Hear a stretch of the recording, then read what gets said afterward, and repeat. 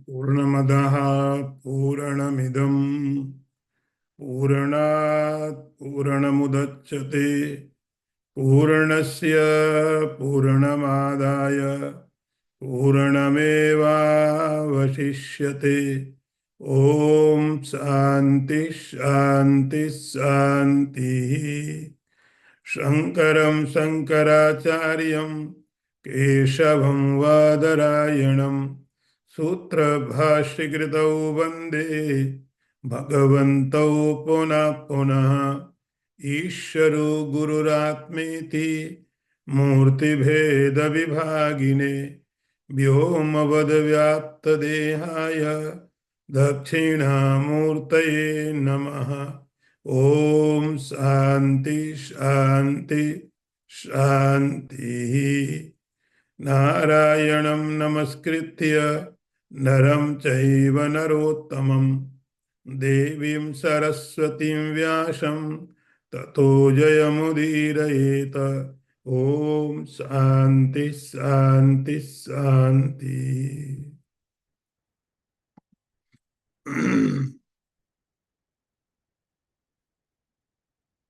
श्लोक संख्या 29।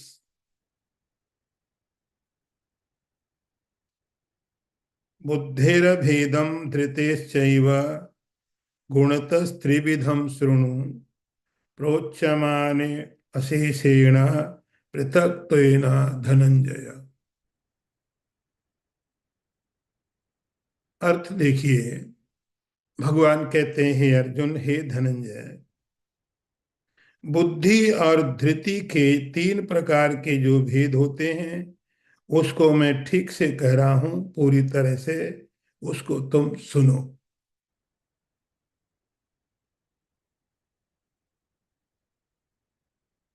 अभी तक हमने सुना था, भगवान ने 3 प्रकार के कर्ताओं की बात बताई। कर्ता 3 तरह के हैं। ये टॉपिक पूरा करने के बाद अगला एक टॉपिक भगवान लेते हैं जो थोड़ा सा अननोन है, हम उस पर ज्यादा ध्यान नहीं देते। हम कर्ता पर विचार करते हैं, कार्य पर विचार करते हैं, पदार्थों पर विचार करते हैं। लेकिन भगवान जिस टॉपिक को अब ले रहे हैं वो हम बहुत कम ध्यान देते उस टॉपिक के ऊपर में। और वो भगवान इस टॉपिक क्या शुरू करते हैं, अर्जुन, हम तुम्हें 3 तरह की बुद्धि के बारे में बता रहे हैं और 3 तरह की धृति के बारे में बता रहे हैं। सबसे महत्वपूर्ण जो बात है यहां पर, जिस पर हम बहुत ध्यान नहीं देते हैं, और वो होती है बुद्धि। हमारे सारे शास्त्रों में, हर संसार में भी, यदि सबसे ज्यादा महत्वपूर्ण कोई चीज हमारे पास है उसको बोलते हैं बुद्धि। किसी व्यक्ति के पास में सब कुछ हो, सब कुछ उसके पास हो, लेकिन यदि बुद्धि ठीक ना हो, यदि वह बुद्धिमान नहीं है, तो सब कुछ होने के बाद में भी उसके होने का कोई मतलब नहीं है।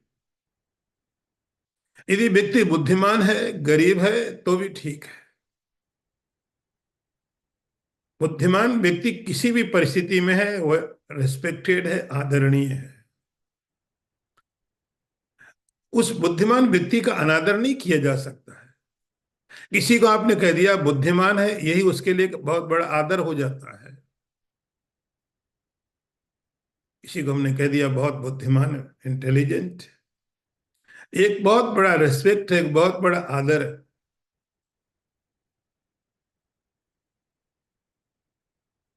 गीता में भी, सारे शास्त्रों में बुद्धि पर बहुत बहुत बात की गई है। यह बुद्धि एक ऐसा साधन है, एक बुद्धि ऐसा हमारे पास डिवाइस है, इंस्ट्रूमेंट है, जिसके द्वारा संसार के पदार्थों से लेकर के परमात्मा तक हर चीज को आप जान सकते हैं, प्राप्त कर सकते हैं। और दूसरा होता है धृति। धृति का अर्थ होता है धैर्य।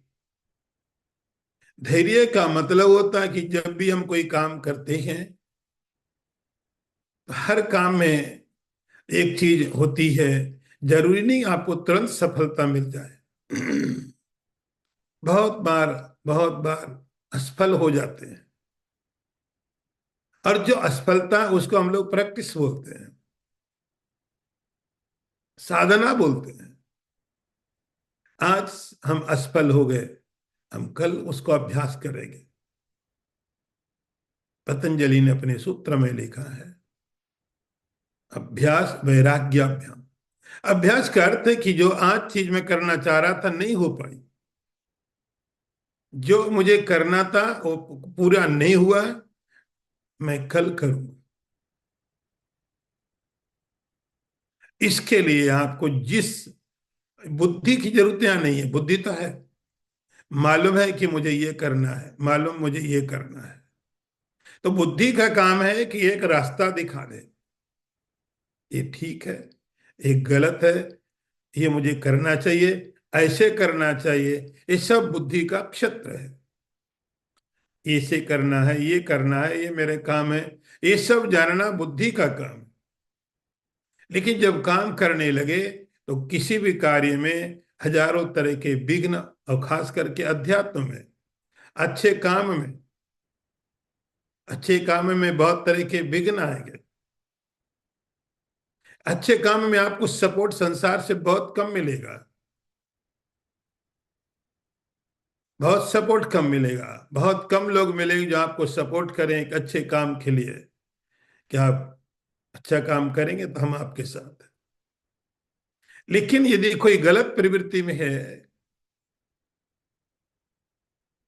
यदि आप मंदिर में जा रहे हैं तो बहुत कम लोग आपके साथ होंगे। यदि कोई व्यक्ति पब जा रहा है तो बहुत लोग कंपनी देने को तैयार है।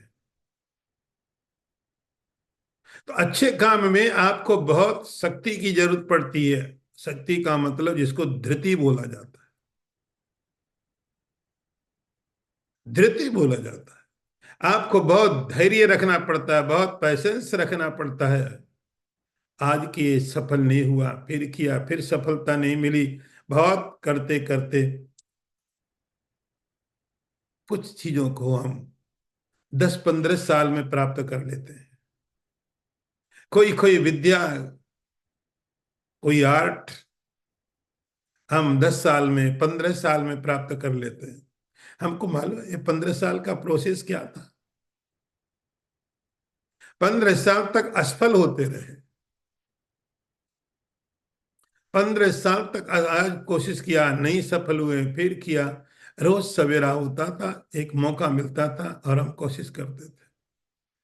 अंतिम एक दिन ऐसा आया जिस दिन सफलता मिली। तो 15 साल की असफलता के बाद वो दिन आया। इस असफलता को डाइजेस्ट करने के लिए, 15 साल की इस असफलता को पचाने के लिए जिस धैर्य की जरूरत होती है, उसी को भगवान धृति बोलते हैं।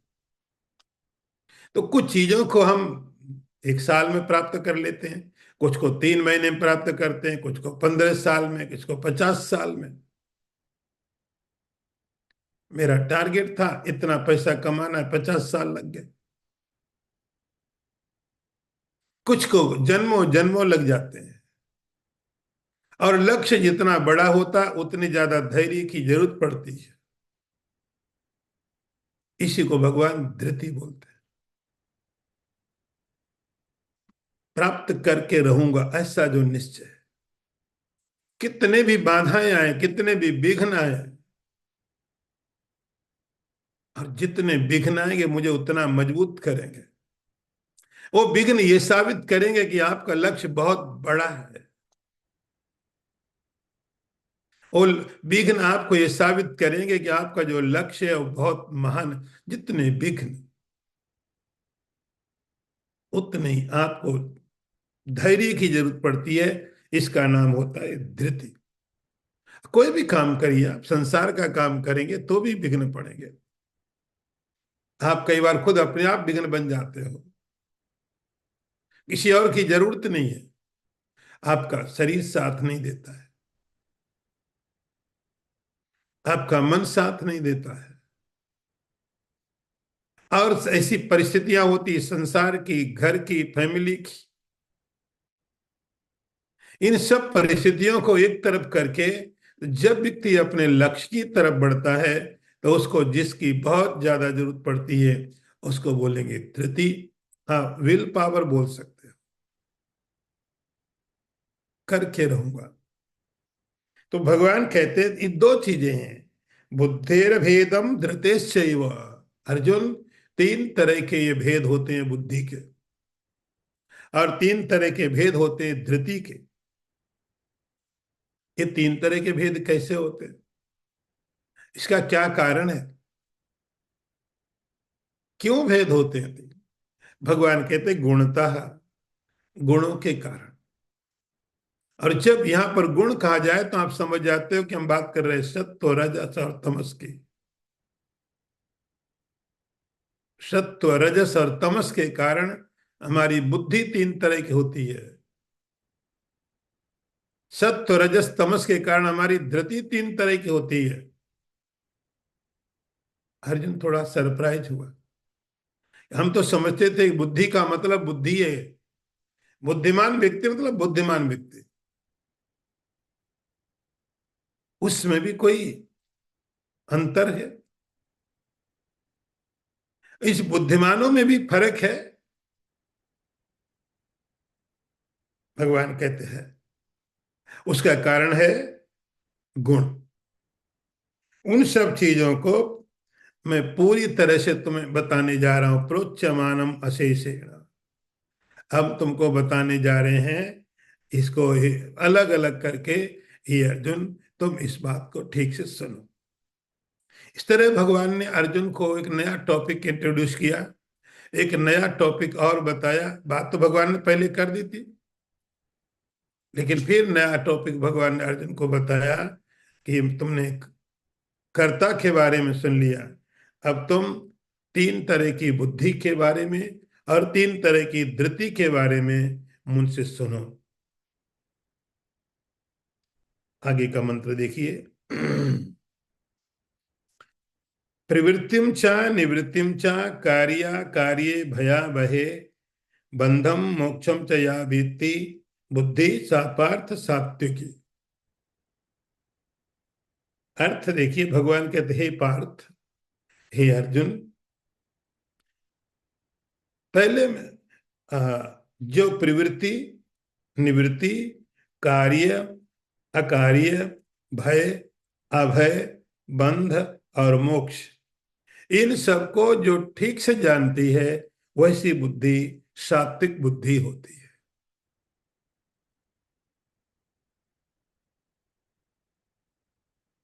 सबसे पहले भगवान जब बुद्धि की बात करते हैं तो सात्विक बुद्धि की बात करते हैं। सात्विक बुद्धि जिसको भगवान कहेंगे इस बुद्धि को आप स्वीकार करो, ये बुद्धि आप प्राप्त करने की कोशिश करो। जब आप गायत्री मंत्र पढ़ते हो, उस गायत्री मंत्र में यही प्रार्थना की जाती है, धियो यो नः प्रचोदयात्। हमारी जो बुद्धि है, जो हमारी शक्ति है, ये पावर है, इसको एक सही सही दिशा मिलनी चाहिए। बुद्धि एक पावर है, एक ताकत है, इसको एक सही डायरेक्शन मिलना चाहिए, सही दिशा मिलनी चाहिए। कई बार हम सही दिशा नहीं दे सकते, तो हम परमात्मा से प्रार्थना करते हैं, परमात्मन आप हमारी बुद्धि को एक सही दिशा दे दो। बुद्धि तो है, लेकिन बुद्धि को कैसे एक सही मार्ग मिले। उसके लिए बुद्धिमान होना बहुत जरूरी है। बुद्धि को कैसे उपयोग करे,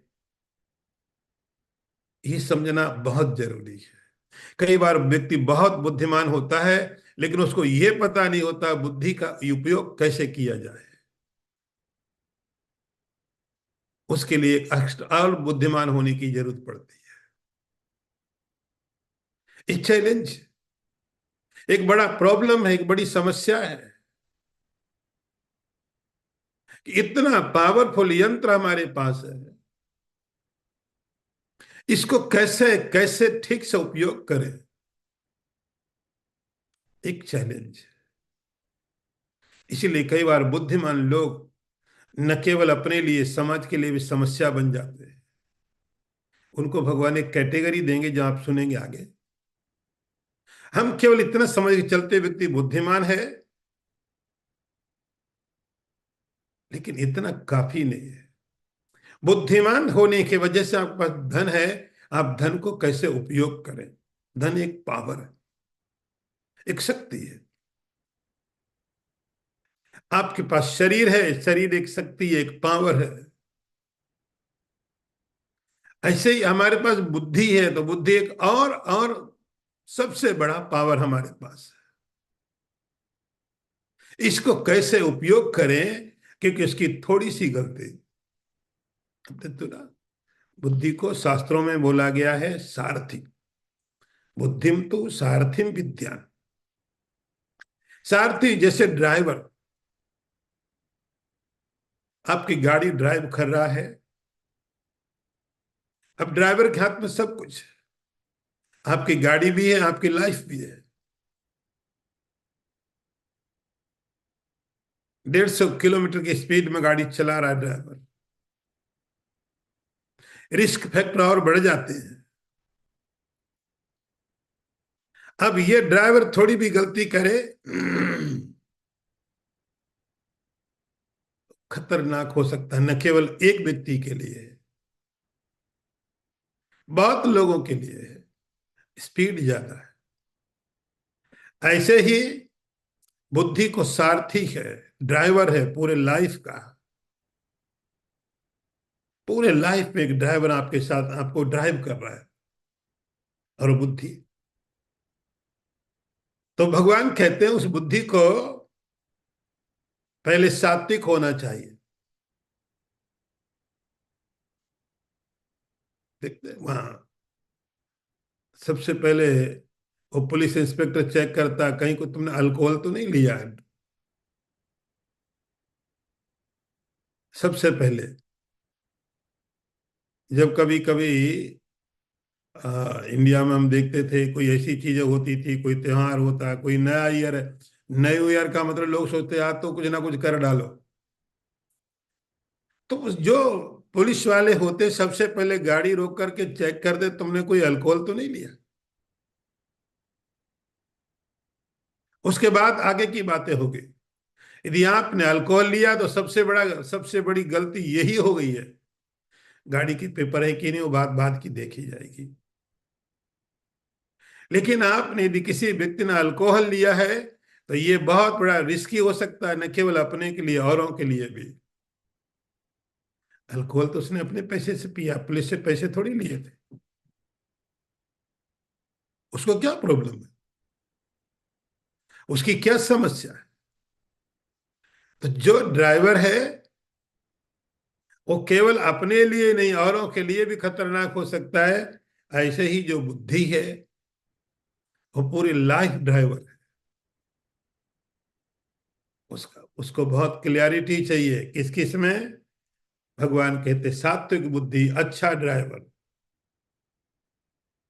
तो जब आप किसी ड्राइवर को अच्छी तरह चुनते, कौन ड्राइवर अच्छा होगा, चाहे दारू तो नहीं पीता है, रास्ते इसको मालूम है। तो आप एक ड्राइवर को रखने के साथ उसको देखते हो अच्छी तरह से। जब बुद्धि है तो भगवान बुद्धि के लिए कुछ चीजें यहां बता रहे हैं जिसको मालूम हो। प्रवृत्तिम चा निवृत्तिम चा। वन वे किधर है मालूम होना चाहिए, किधर नहीं जाना है। किधर जाना। बुद्धि का काम इतना ही नहीं कि क्या करना है, बुद्धि का काम ये भी कि क्या नहीं करना है। क्या करना है इतना ही बुद्धि का काम नहीं, क्या करना है, कैसे करना है।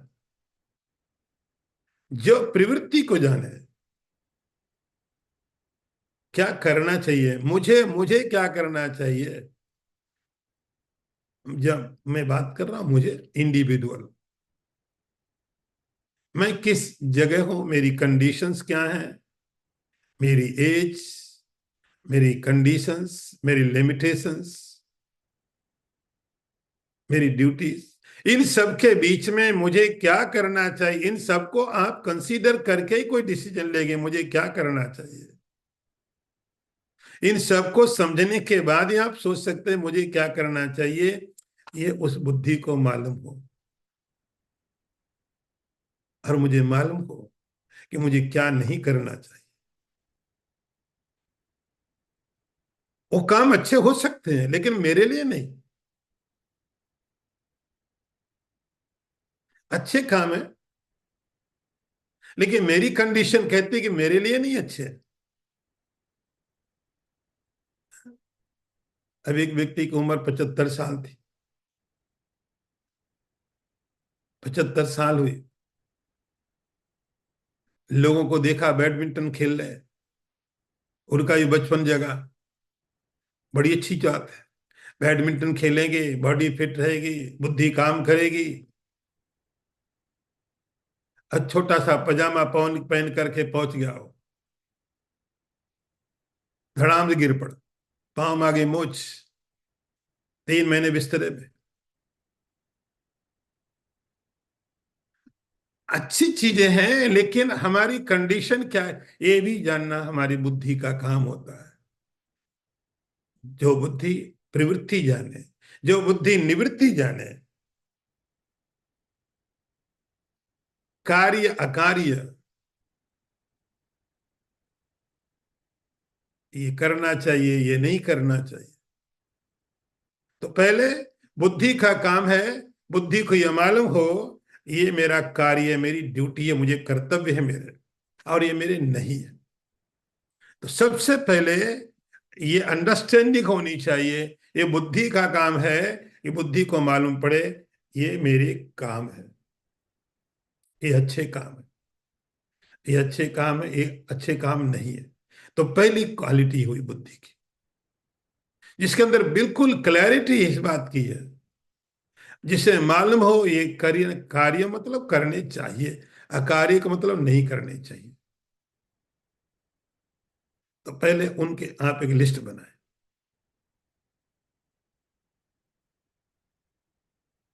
ये काम बुद्धि का है। तो पहला डिसीजन बुद्धि ले सकती है, कार्य ये मुझे करना है, करना चाहिए, और ये मुझे नहीं करना चाहिए। उसके बाद उसमें प्रवृत्ति कर, मैं करता हूं, और निवृत्ति करे ये मुझे नहीं करना चाहिए तो मैं नहीं करता हूं। तो भगवान कहते हैं बुद्धि होना ही काफी नहीं है। हाँ, बुद्धि का पहला काम जो जाने ये मेरा काम है, मुझे करना चाहिए, ये मुझे नहीं करना चाहिए, ये चीज जाने। और उसके बाद उसमें प्रवृत्ति करना प्रारंभ करे। निवृत्ति नहीं करना छोड़ दिया, हो सकता मैं कर रहा हूं लेकिन अब मुझे मालूम पड़ गया आज से नहीं करूंगा, छोड़ दिया। तो दो बातें, एक तो प्रवृत्ति निवृत्ति मालूम पड़े, जो कार्य अकार्य को जाने, और भय और अभय, डर और डर का ना होना। हमारी बुद्धि हमें बताती है कि हमको कहाँ डरना चाहिए कहाँ नहीं डरना चाहिए। हम हमेशा ही कोशिश करते हैं सिक्योरिटी की, अभय प्राप्ति की। सारे संसार में न केवल मनुष्यों में, सारी दुनिया में एक चीज कॉमन है, और वो है भय। सारे संसार में ये प्रवृत्ति, ये सोच पशुओं में भी वैसी है, पक्षियों में भी है, हर एक कीड़े मकोड़े के अंदर है भय की प्रवृत्ति। भय, डर। कभी कभी उनको लगता अब डर नहीं है तो अभय हो जाता है। तो सारे संसार में हर एक जगह में एक कॉमन प्रवृत्ति है, एक सामान्य सोच है, और होती है भय की और अभय की। तो हर कोई सिक्योरिटी चाहता है। अरे अपने अपने उनके ढंग होते हैं, अपने अपने तरीके होते हैं, लेकिन हर जगह में, न केवल मनुष्यों में, यहां तक कि देवताओं में भी सब जगह भय है, इनसिक्योरिटी है। तो हम कोशिश करते हैं ढूंढने की कि हाँ सिक्योरिटी कहाँ मिलेगी, और उस सिक्योरिटी को ढूंढने में कई बार हम ऐसी चीजों को सेलेक्ट कर लेते हैं जो आपको सुरक्षा नहीं दे करके और समस्याएं खड़ी कर देते हैं।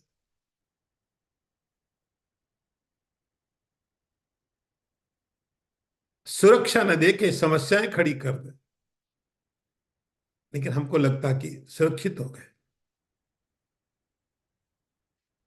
भय और अभय। पशुओं के पास उतनी समझ नहीं होती है, अपनी समझ से भी अपने को सुरक्षित करने की कोशिश करते हैं। मनुष्यों के पास जो इंटेलेक्ट है, जो बुद्धि है, उसकी सामर्थ्य बहुत ज्यादा है। इसीलिए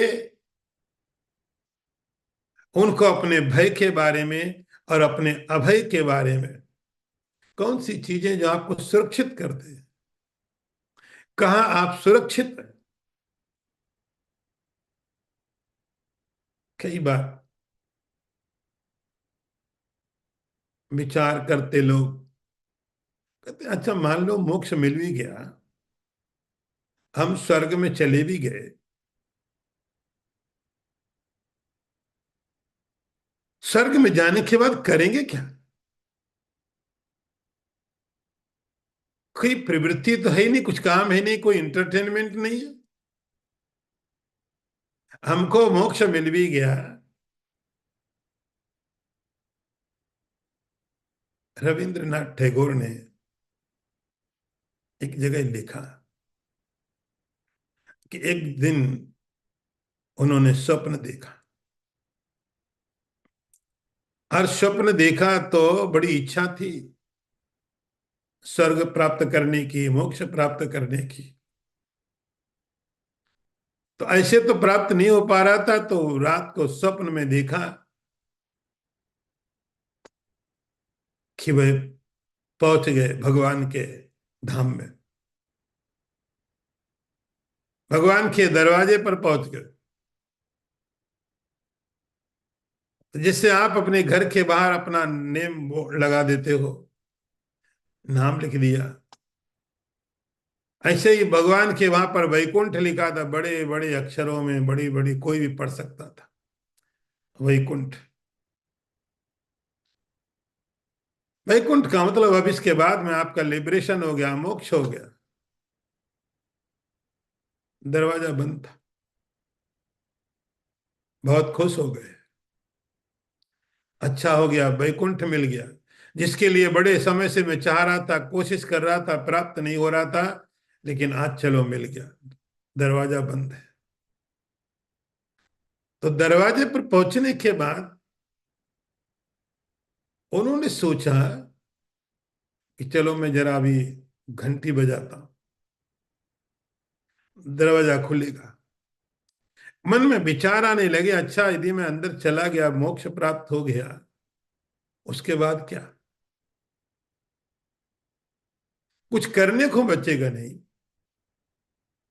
कोई इंटरटेनमेंट नहीं है, कोई ट्रैवलिंग नहीं है, कोई प्रॉब्लम नहीं है, तो हम जिएंगे कैसे? हमको तो जीने के लिए थोड़ी समस्याएं भी चाहिए, हमको तो जीने के लिए सब चीजें चाहिए, थोड़े प्रॉब्लम होंगे तभी तो हम समाधान ढूंढेंगे, तभी तो लाइफ निकलेगा। थोड़ा क्रोध, थोड़ा शांति। हमको दोनों चीजें चाहिए लाइफ चलाने के लिए, थोड़ा आराम थोड़ा घूमना। लेकिन यदि मोक्ष में चले गए और मोक्ष में जाने के बाद वहां कुछ करने को ही नहीं पड़ा, ना कोई बीमारी है, ना कोई डॉक्टर है, ना कोई इंटरटेनमेंट है, कुछ भी नहीं। और ऐसा भी नहीं कि मोक्ष 2 4 10 दिन में खत्म हो जाएगा तो अनंत काल तक रहेगा। उन्होंने, अब घंटी बजाने वाले थे, स्वर्ग का वैकुंठ का दरवाजा खुलना था, लेकिन उनको लगा कि नहीं ये तो ठीक नहीं है। यदि कहीं वही वहां चला गया तो फिर मेरा हुआ क्या। हजार तरह से निगेटिव थॉट अंदर में आए और तुरंत वहां से दौड़े वापस, दूर भागे।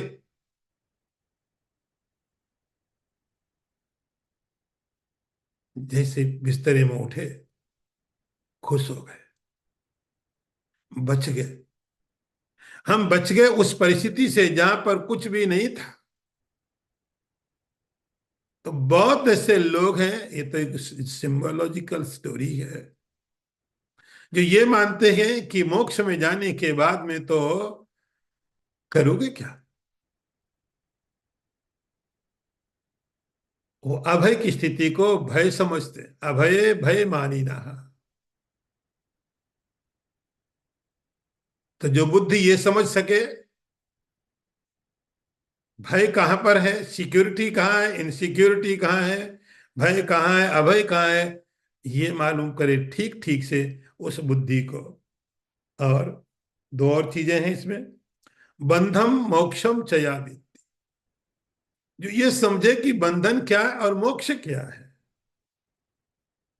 बंधन क्या, हम लोग यूज्ड हो जाते हैं, आदत पड़ जाती है और फिर समझते नहीं नहीं ये तो हमारा नेचर है, ये बंधन नहीं है। यदि सवेरे चाय पीने की आदत है तो बंधन नहीं है, तो आदत पड़ गई सवेरे सवेरे कॉफी पीने की आदत है, ये बंधन थोड़ी है। तो बंधन को और मोक्ष को इतना मतलब हमने समझ रखा, मोक्ष कभी मरने के बाद कहीं जगह जाना होगा, मोक्ष हो जाएगा, कोई मरा बस मोक्ष हो गया, इतने मतलब मोक्ष का नहीं है। भगवान कहते अभी आप समझिए, जो बुद्धि ये समझ सकती है कि बंधन क्या है और मोक्ष क्या है। लोगों के मोक्ष के बारे में कल्पनाएं बहुत है, कल्पनाएं कि मालूम नहीं, कोई अनुभव नहीं है। तो अनुभव नहीं है तो केवल कल्पना होती है, तर्क होती है, लॉजिक होते हैं।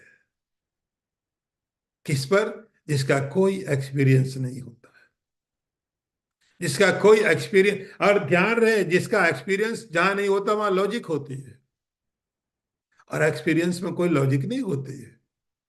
आपको थोड़ी कहना पड़ता है रसगुल्ला मीठा होता है क्योंकि, क्योंकि क्या है, एक्सपीरियंस के लिए कोई लॉजिक नहीं चाहिए होता है। लॉजिक वो लोग देते हैं जिनके पास एक्सपीरियंस नहीं होता है।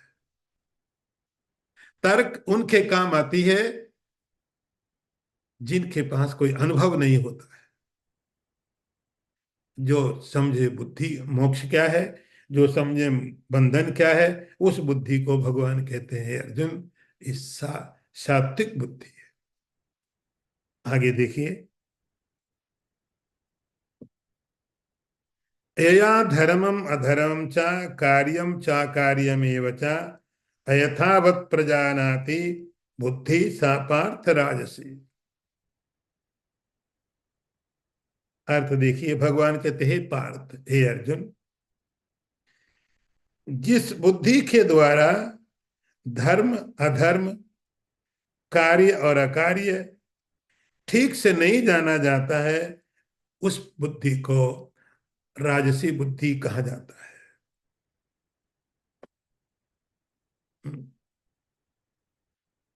दूसरे नंबर की बुद्धि, पहले नंबर की बुद्धि आपने देख ली, भगवान ने बताया वही बुद्धि नंबर पहले की है। अब सेकंड जिसका नाम राजसी बुद्धि है, तो बुद्धिमान सात्विक भी है, बुद्धिमान राजसिक भी है, बुद्धिमान तामसिक भी है। लेकिन जो पहला वाला बुद्धिमान है, उसको भगवान कहेंगे सबुद्धिमान मनुष्येषु। वह सही में बुद्धिमान है, ये भी बुद्धिमान है। नंबर दूसरा क्या है? जिस बुद्धि के द्वारा धर्मम अधर्मम च कार्यम च अयथावत प्रजानाति। फर्क इतना है दोनों बुद्धि में कि पहले वाली जो बुद्धि है, सात्विक बुद्धि, उसको बहुत क्लियरली सब चीजें मालूम है, पूरी तरह क्लियरली। ये मेरा कर्तव्य है, ये मेरा कर्तव्य नहीं है। ये जो दूसरी बुद्धि है, ये बुद्धि हो सकती है कि संसार में बहुत ज्यादा अच्छी हो, कोई बहुत अच्छा डॉक्टर हो, बहुत बुद्धिमान है, बहुत अच्छा कोई आर्टिस्ट हो, साइंटिस्ट हो, बहुत अच्छा बुद्धि है, कोई बुद्धि में कोई समस्या नहीं है।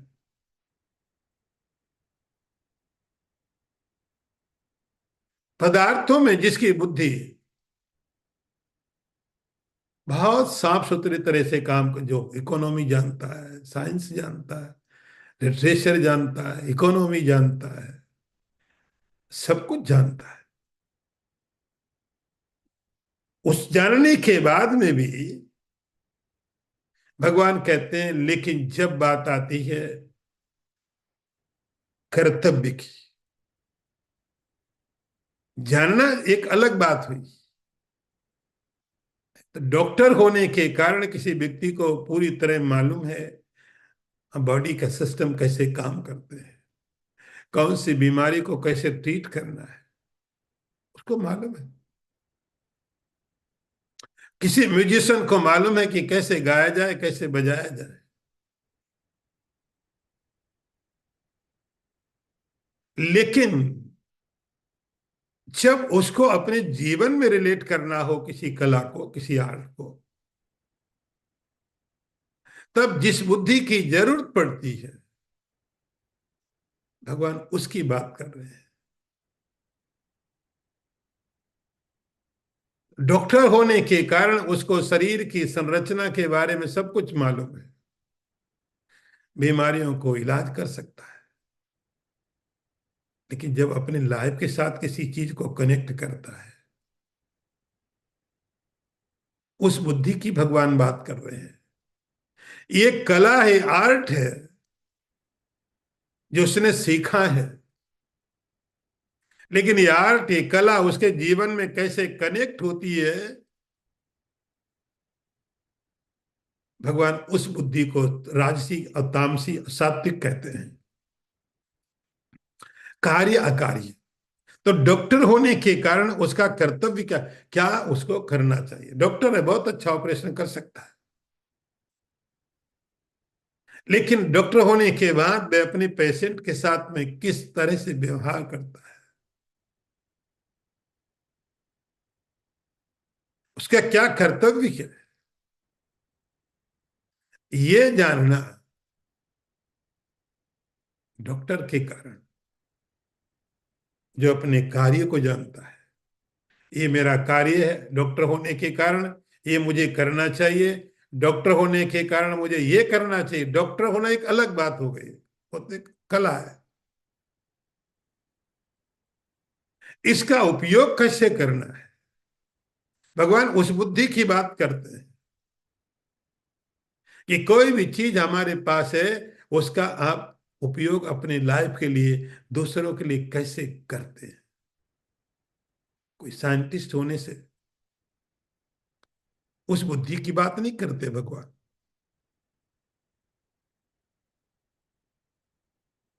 बात ये चीजें तो, वो आर्ट, वो कला हजारों लाखों लोग सीख सकते हैं। वो कला तो लाखों लोग सीख सकते हैं, लाखों अच्छे डॉक्टर हो सकते हैं, अच्छे साइंटिस्ट हो सकते हैं, अच्छे म्यूजिशियन हो सकते हैं। लेकिन भगवान बात उसकी नहीं करते हैं। उन लाखों अच्छे डॉक्टरों में से वो कौन से डॉक्टर हैं और कौन से म्यूजिशियन हैं और कौन से साइंटिस्ट हैं जिनका काम अपने लिए भी अच्छा हो, औरों के लिए भी अच्छा हो, जिनका काम उनको भी सुखी करे, औरों को भी सुखी करे, जिनके जीवन में ऐसा उद्देश्य हो। कैसे अपनी इस कला को, कैसे अपनी इस आर्ट को मैं ऐसे कैसे उपयोग करूं कि जिससे मैं भी सुखी रहूं और दूसरे लोग भी सुखी हो।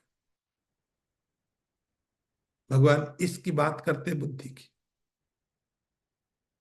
इसको भगवान बुद्धिमान की बात करते कैसे उपयोग उसका किया जाए। तो जो धर्म और अधर्म को नहीं जानता ठीक से, जो ठीक से धर्म और अधर्म को नहीं जानता है, आप देखते हैं मेडिकल साइंस में क्या क्या होता है, मेडिकल फील्ड में क्या क्या होता है, डॉक्टर पेशेंट की जान भी ले लेते हैं पैसे के लिए। जब ये बुद्धि ठीक से काम नहीं करती है तो डॉक्टर के पास लोग जाते हैं अपना इलाज कराने के लिए।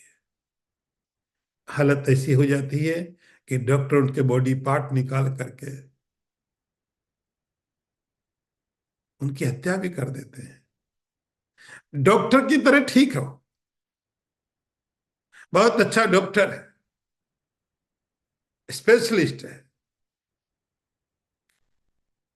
उसके ऊपर कोई क्वेश्चन नहीं है। लेकिन जब कोई भरोसा करके पेशेंट गया डॉक्टर के पास और डॉक्टर उसके साथ इस तरह भी कर सकता है,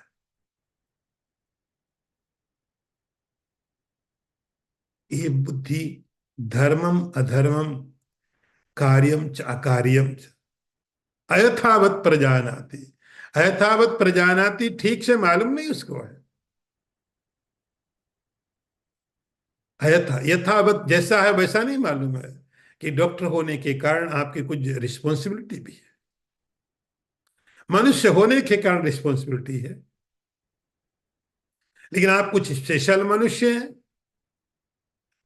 आप कुछ स्पेशल हैं, तब आपकी ड्यूटी और स्पेशल हो जाती है। एक तो मनुष्य होने के कारण एक सबके लिए कॉमन ड्यूटीज है। यदि आप कुछ स्पेशल है, आपके पास कोई पावर है, आपके पास कोई आर्ट है, कोई शक्ति है, उस समय में हमारी ये जो ड्यूटी से और ज्यादा बढ़ जाती है और बढ़ जाती है। उस समय हमें मालूम होना चाहिए धर्म क्या है, अधर्म क्या है। हमें मालूम होना चाहिए पाप क्या है, पुण्य क्या है। एक सामान्य मनुष्य, एक सामान्य मनुष्य को यदि ये बुद्धि ठीक से काम नहीं करती तो संसार के लिए ज्यादा नुकसानदायक नहीं है। एक बुद्धिमान व्यक्ति, एक पावरफुल व्यक्ति यदि ये बुद्धि नहीं रखता है, जिसको धर्म और अधर्म के बारे में ठीक से मालूम नहीं पड़ता है, तो ये न केवल अपने लिए, सोसाइटी के लिए भी बहुत नुकसानदायक हो जाता है। ये राजसी बुद्धि है। इसमें कोई आर्टिस्ट हो सकता है, कोई लीडर हो सकता है, कोई कोई बहुत बड़ा बुद्धिमान फिलोसोफर हो सकता है जिसको लोग फॉलो करते हैं, जिससे बहुत से लोग जुड़े हुए होते हैं, जिसका एक डिसीजन बहुत से लोगों को प्रभावित करता है, जो स्पेशल है। ऐसे बुद्धि अयथावत प्रजानाति, यदि ठीक से नहीं जानती है, जो अपनी जिम्मेदारी रिस्पॉन्सिबिलिटी को ठीक से नहीं समझ पाता है, उसको ये पता नहीं धर्म क्या है, उसको ये नहीं पता पाप क्या है, पुण्य क्या है, मुझे पता ही नहीं है, तो मैं वो चीज कर लूंगा, मुझे डर तो है नहीं पाप और पुण्य का। पावर है, पावर बिना समझ के। तो जिसको धर्म के बारे में नहीं मालूम है, अधर्म के बारे में मालूम नहीं है। यहाँ भगवान धर्म धर्म से रिचुअल की बात ही नहीं कर रहे हैं। धर्म और अधर्म जो उस पावर के साथ होना चाहिए हमारे पास। कार्य अकार्य को नहीं जानती है। अयथावत प्रजानाति, जो ठीक से नहीं जानती है अर्जुन, वह बुद्धि राजसी बुद्धि होती है। अब आगे देखिए।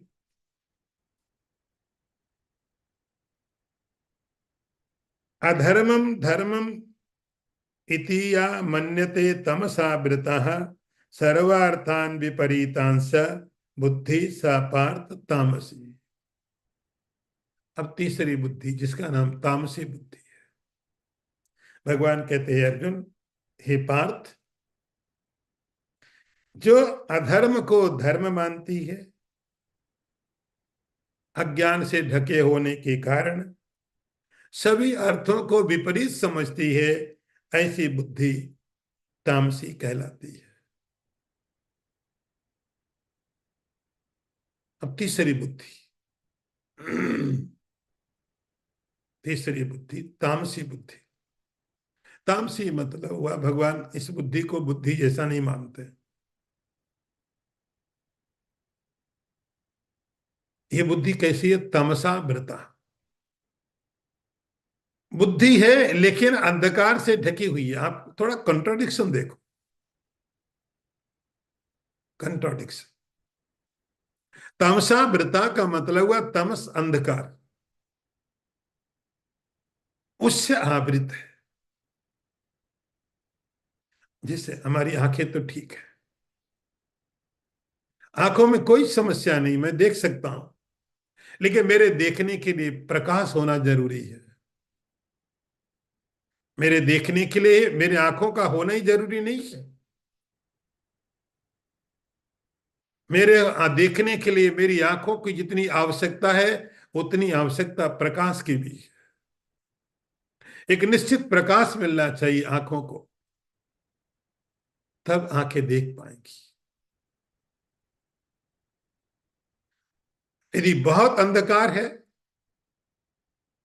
तो मुझे देखने की क्षमता है, मैं देख सकता हूं, मेरी आंखें बहुत ठीक है, लेकिन अंधकार है, वो प्रकाश नहीं है जिसमें आंखें देख सकती है। तो अंधकार में आंखों के होने का नहीं होने का ज्यादा मतलब नहीं बचा। आंखें हैं किस काम की? बस एक अहंकार है, मेरे पास आंखें हैं। आंखें काम नहीं कर पा रही। ऐसे ही बुद्धि भी एक तरह का विजन है। विजन आप बोलते हैं ना, दृष्टि। हम शब्द भी यूज करते हैं, दृष्टि, विजन। तो जैसे ये हमारा विजन है, और इस विजन से हम देखा करते हैं, चीजों को अलग अलग देखते हैं, फिर वैसा बिहेव करते हैं उसके साथ। किस चीज का कैसे उपयोग करना है, ये पहले हम देखते हैं, उसके बाद डिसीजन देते हैं। ऐसे जो अंदर का विजन है, अंदर की जो बुद्धि है, उस बुद्धि को अकेले होने से कोई मतलब नहीं है। उसके लिए एक और लाइट चाहिए, एक और प्रकाश चाहिए, एक और सपोर्टिंग सिस्टम चाहिए। उस सपोर्टिंग सिस्टम क्या होता है? जैसे बाहर का प्रकाश हमारी आंखों की मदद करता है, ऐसे ही अंदर का प्रकाश हमारी बुद्धि की मदद करता है। अंदर का प्रकाश, और अंदर का प्रकाश आप कह सकते हैं कि आपको या तो शास्त्र बताए, या कोई और जो बड़ा व्यक्ति है वो बताए। बुद्धि है, लेकिन कैसे क्या यूज करना है, तो वो प्रकाश या तो शास्त्रों से मिले, या किसी बड़े बड़े व्यक्तियों से प्राप्त हो। फिर उस बुद्धि का उपयोग हो। लेकिन भगवान का तमसा वृता अंधकार से ढके होने के कारण वो बुद्धि क्या करती है? अधर्मम धर्मम इति ही, अधर्म को धर्म मान लेती है, पाप को पुण्य मान लेती है। रावण को पूछो, कंस को पूछो, पाप क्या है, पुण्य क्या है? आपका स्टेटमेंट बिल्कुल अलग होगा रावण के स्टेटमेंट से। किसी भी तरह से हम विचार करेंगे, किसी व्यक्ति को नुकसान नहीं होना चाहिए। सर्वे भवन्तु सुखिना सर्वे सन्तु निरामया। वो बोलेगा सर्वे भवन्तु दुखिना, हमको सुखी होना है। यदि मुझे सुखी होने के लिए यदि मुझे 1 लाख लोग मारने पड़ेंगे, कोई समस्या नहीं, किसी को मार के मुझे सुख मिलता है। अधर्मम धर्म देती। आप देखते ना क्या बोले, जिस हमने देखा कि जो लोग अच्छा काम करते दुखी होते हैं, हमने देखा जो लोग पाप कर रहे हैं बड़े सुखी है, जो लोग पुण्य कर रहे हैं बड़े दुखी है। ऐसे जो विचार बनते ही इस बुद्धि के कारण है। हमको लगने लगता है, हम एक अंडरस्टैंडिंग ले लेते हैं कि जो लोग बेचारे बहुत अच्छा अच्छा काम कर रहे हैं देखो दुखी है, जो लोग पाप कर रहे हैं सुखी है। ये इस तमोगुणी बुद्धि के कारण होता है। अधर्मम धर्म इति मन्यते, जो पाप को पुण्य समझने लग जाए, समझ की बात है। जो पाप करने के बाद में भी पाप को पाप नहीं समझता है, पुण्य कार्य किया, अच्छा किया। अधर्मम धर्मम इति मन्यते। एक एग्जाम्पल दिया भगवान ने यहां पर, जो पाप को पुण्य समझे, अपना प्राइड समझे, अपना अहंकार समझे, गलती करे और उसको अपना अहंकार का पार्ट बना दे। मैंने ये किया और कुछ नहीं हुआ, मैंने रेड लाइट तोड़ दी और मुझे कुछ नहीं हुआ, कोई नहीं मिला। एक्सपर्ट हो गया अभी तुम्हें। चोरी किया और कुछ नहीं हुआ, मैं एक्सपर्ट हो गया, एंजॉय करने लग गया। तो अधर्म को जो धर्म मानता, अधर्म और धर्म की बात नहीं, भगवान ने कहा सर्वार्थान विपरीतांश, जो समस्त अर्थों को, समस्त चीजों को उल्टा समझे, समस्त चीजों को उल्टा समझे, समझ है। प्रॉब्लम, ये भी प्रॉब्लम हो गई, ये बुद्धि एक समस्या है, ये बुद्धि समाधान नहीं है, प्रॉब्लम। सर्वार्थान विपरीतांश, सभी अर्थों को, अर्थ मतलब जो भी चीजें हैं, उन समस्त चीजों को उल्टा समझा, उल्टा। इससे अच्छा होता है समझ नहीं होती, इससे अच्छा होता है ये बुद्धि होती ही नहीं, क्योंकि इसको समझाना भी बड़ा मुश्किल है। तो भगवान कहते हैं सर्वार्थान विपरीतांश, जो समस्त अर्थों को विपरीत समझता है, सा तामसी बुद्धि। हे अर्जुन, उस बुद्धि को तुम तामसी समझो।